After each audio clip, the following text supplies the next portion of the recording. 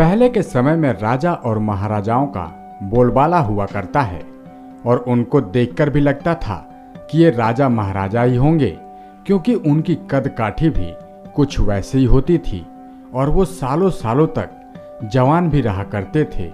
और अगर हम बात करें उनकी शारीरिक ऊर्जा की तो वो तो काबिले तारीफ हुआ करती थी। लेकिन राजाओं की शारीरिक ऊर्जा की हम बात करें तो पहले के जमाने में राजा महाराजा एक से ज़्यादा बीवियां भी रखते थे और इसके अलावा वो अपने बहुत बड़े राज्य को भी देखरेख किया करते थे। लेकिन क्या आप जानते हैं वो इतनी ताकत, इतनी ऊर्जा लाते कहाँ से थे? अगर आप नहीं जानते हैं तो आज हम आपको बताएंगे कि उस समय राजा महाराजा शारीरिक ऊर्जा को बढ़ाने के लिए कौन कौन या किन किन आयुर्वेदिक चीज़ों का इस्तेमाल किया करते थे। हम आपको बता दें कि प्राचीन समय में राजाओं के यहाँ राजवैद्य हुआ करते थे, जो कि राजाओं के लिए जड़ी बूटियों, रसायन तथा धातुओं के माध्यम से कई अचूक नुस्खे बताते थे। इन दवाओं में ताकत बढ़ाने वाले इंग्रेडिएंट्स भी होते थे, जिनको खाने के बाद में राजा लोग लंबे समय तक जवान तथा ताकत से भरपूर रहते थे। आज हम आपको यहाँ आयुर्वेद की कुछ ऐसी ही औषधियों के बारे में जानकारी देने जा रहे हैं, जिनका प्रयोग करके आप भी अपनी शारीरिक क्षमता को बढ़ा सकते हैं। राजा महाराजाओं के समय में वैद्य और हकीम आयुर्वेदिक ग्रंथों के आधार पर जड़ी बूटियों, रसायनों और धातुओं से ताकत बढ़ाने वाली दवाएं तैयार किया करते थे। जड़ी बूटियों में पाए जाने वाले शक्तिवर्धक इंग्रेडिएंट्स के कारण राजा महाराजा सालों साल तक जवान और ताकत से भरपूर रहते थे। इन राजाओं के नुस्खों में सोना, चांदी, मोती वगैरह का इस्तेमाल किए जाते थे। तो आइए आपको बताते हैं ऐसी आयुर्वेदिक जड़ी बूटियों के उपयोग और उसके नुस्खों के बारे में जो शारीरिक दुर्बलता को दूर करते हैं। आज के दौर में यौन शक्ति बढ़ाने के लिए लोग न जाने क्या क्या जतन करते हैं।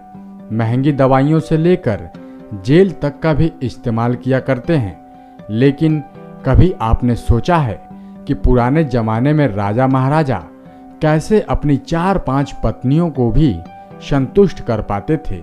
आखिर वो अपने शक्ति को बढ़ाने के लिए क्या इस्तेमाल में लाते थे? तो चलिए आपको बता दें कि राजा महाराजा अपनी शक्ति को बढ़ाने के लिए कुछ खास जड़ी बूटियों का उपयोग किया करते थे। आज हम आपको उन पूरे नुस्खों के बारे में जानकारी देने जा रहे हैं जो बीते समय में राजा महाराजा इस्तेमाल किया करते थे।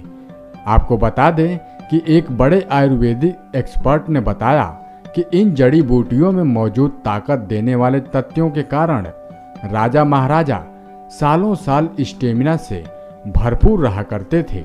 उन्होंने बताया कि इन राजाओं के नुस्खों में कुछ काफ़ी महंगे आइटम्स जैसे सोना, चांदी, मोती वगैरह उपयोग होते थे, लेकिन कुछ ऐसी जड़ी बूटियां भी उपयोग में आती थीं जो आसानी से आज भी मिल सकती हैं। आप पूरे दिन भर काम करने में लगे रहते हैं, चाहे शारीरिक रूप से या फिर दिमागी रूप से, और इतना थक जाते हैं कि रात को बिस्तर मिलते ही आपको नींद भी आ जाती है। आज की हमारी भागती दौड़ती लाइफ में ऐसा होना भी आम बात है। लेकिन आपने सुना और पढ़ा होगा कि राजा महाराजा तो हमेशा जवान ही बने रहते थे और वो हरदम स्टेमिना से भरपूर नजर आते थे। और तो और आपने ये भी जरूर सुना होगा कि एक राजा की कई रानियां, पटरानियां होती थीं। तो अगर आप सोच रहे हैं कि आखिर वो इतने एनर्जेटिक कैसे होते थे, तो इसके पीछे हैं वो तमाम नुस्खे जिनके सहारे राजा महाराजा की फर्टिलिटी या यूं कहें कि एनर्जेटिक बनी रहती थी। आपकी जानकारी के मुताबिक आपको बता दें कि आयुर्वेद में बताए गए इन नुस्खों की जानकारी राजाओं महाराजाओं को वैद्यों से मिला करती थी। बस फिर क्या, इन्हीं के सहारे वो अपना स्टेमिना को हमेशा एक समान बनाए रखने में कामयाब होते थे। लेकिन कौन कौन से हैं वो नुस्खे, क्या आज के समय में भी इन नुस्खों की मदद ली जा सकती है? तो आइए अब हम आपको बताते हैं इसके बारे में विस्तार से। आयुर्वेदिक नुस्खे।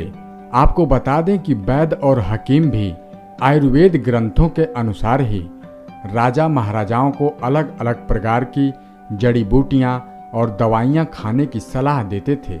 कई नुस्खे तो ऐसे भी थे जिनमें सोना, चांदी, केसर का इस्तेमाल होने की बात होती थी, जबकि कुछ जड़ी बूटियां ऐसी थी जो न केवल सस्ती थीं बल्कि मिलने में भी सहज और सरल थीं। सफ़ेद मूसली।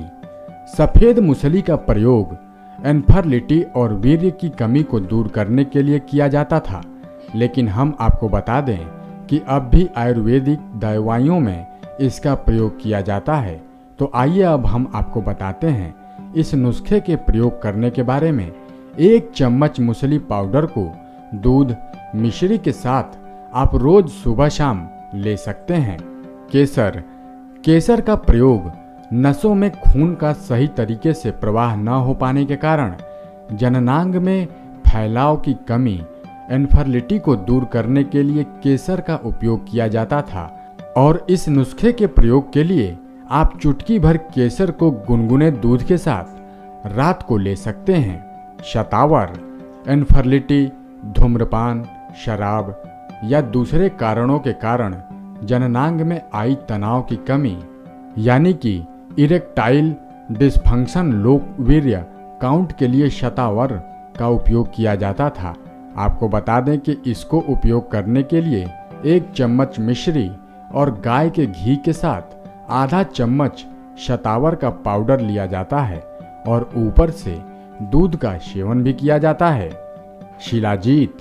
इम्यूनिटी, बुढ़ापा, इरेक्टाइल डिस्फंक्शन यानी कि नसों में खून का सही तरीके से प्रवाह न हो पाने के कारण जननांग में फैलाव की कमी, कमजोरी के लिए शिलाजीत का उपयोग किया जाता था।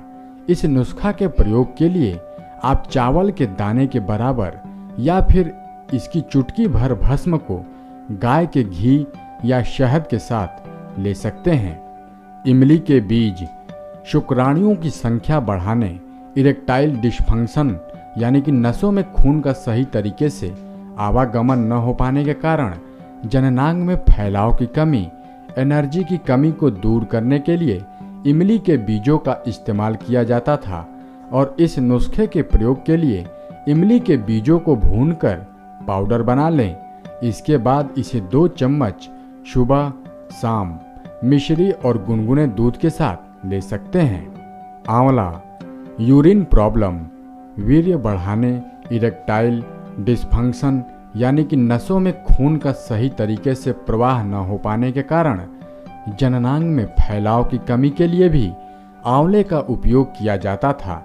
और इस नुस्खे के उपयोग के लिए 1 चम्मच आंवला पाउडर और उतनी ही मिश्री सोने से पहले लें, बाद में गुनगुना दूध भी पी लें। अश्वगंधा। वीर्य की कमी, इम्यूनिटी, कमजोरी वगैरह के लिए अश्वगंधा का उपयोग किया जाता था। और इस नुस्खे के प्रयोग करने के लिए सोने से पहले गुनगुने दूध के साथ 1 चम्मच अश्वगंधा का पाउडर लिया जाता है। पुनर्नवा। पुनर्नवा को गदहपूर्णा भी कहते हैं और ये सूजन, दर्द, खांसी को कम करने के लिए इस्तेमाल में ली जाती है। आपकी जानकारी के मुताबिक कुछ लोग इसका उपयोग एंटी एजिंग, इम्यूनिटी और इरेक्टाइल डिस्फंक्शन के लिए भी करते हैं। आपको बता दें कि इस नुस्खे का उपयोग करने के लिए आधा चम्मच पुनर्नवा का पाउडर 1 चम्मच शहद के साथ सुबह शाम ले सकते हैं।